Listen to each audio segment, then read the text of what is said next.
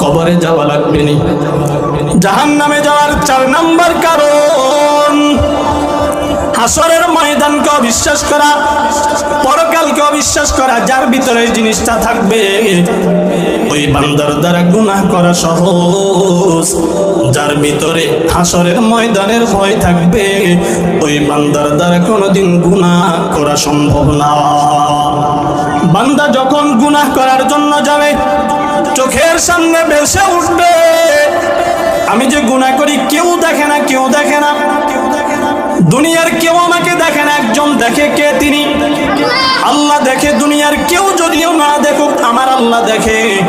এই ভয়টার নাম হলো তাকওয়া। তাকওয়া আল্লাহ রাব্বুল আলামিনের ভয়।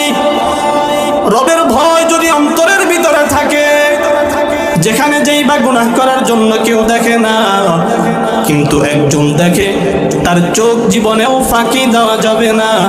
ঘরের অন্দর মহলে গেছে গুনাহ করার জন্য, কম্বল মুড়ি দিয়ে দিছো, কেউ দেখে না, একজন দেখে। কে? তিনি